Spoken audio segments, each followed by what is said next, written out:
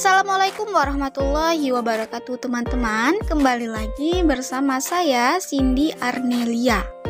Di video kali ini saya akan menganalisis tipografi serta onomatop pada salah satu puisi yang berjudul Di Langit Bogor karya Rika Komara. Sebelumnya apa sih tipografi dan onomatop itu? Tipografi dalam puisi adalah tatanan lirik, bait, kalimat, frase, kata, dan bunyi untuk menghasilkan suatu bentuk fisik yang mampu mendukung isi rasa dan suasana pada puisi. Tipografi adalah suatu ilmu dalam memilih dan menata huruf dengan pengaturan penyebarannya pada ruang-ruang yang tersedia untuk menciptakan kesan tertentu sehingga dapat menolong pembaca untuk mendapatkan kenyamanan membaca semaksimal mungkin. Tipografi disebut juga sebagai ukiran bentuk. Secara singkatnya, tipografi diartikan sebagai perlambangan rasa makna dan nuansa tertentu dalam puisi yang divisualisasikan dalam tata bentuk baris dan bait puisi untuk memperjelas satuan makna tertentu yang diungkapkan sang penyair. Selanjutnya onomatop. Apa sih onomatop itu? Sederhananya, onomatop adalah kata yang lahir dari tiruan bunyi. Onomatop sendiri berasal dari bahasa Yunani yang berarti kata atau sekelompok kata yang menirukan bunyi-bunyi dari sumber yang digambarkannya. Yang paling umum kita ketahui adalah onomatop yang berasal dari suara hewan. Misalnya bunyi suara kucing, seperti meong.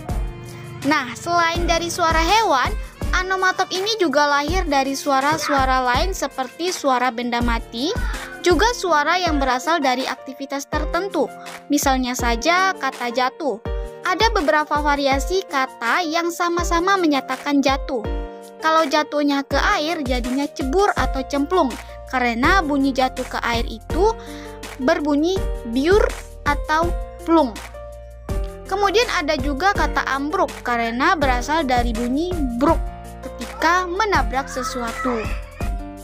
Nah, baiklah, mari langsung saja kita lihat tipografi pada puisi Di Langit Bogor karya Rika Komara, dan apakah di dalam puisi Rika Komara 1 ini terdapat bunyi onomatop?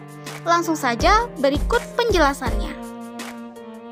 Sebelum membaca isi dari puisi ini, penampakan apa pertama kali yang teman-teman lihat? Ya, ini adalah visualisasi gambar payung yang disusun sedemikian rupa menggunakan larik-larik puisi. Selanjutnya, mari kita lihat judul dari puisi ini, yaitu berjudul Di Langit Bogor. Muncullah pertanyaan, apa hubungan antara langit Bogor dan gambar payung? Nah, untuk mengetahui maksud dari tipografi yang digunakan penulis, langsung saja kita baca puisinya. Di Langit Bogor, karya Rika Komara.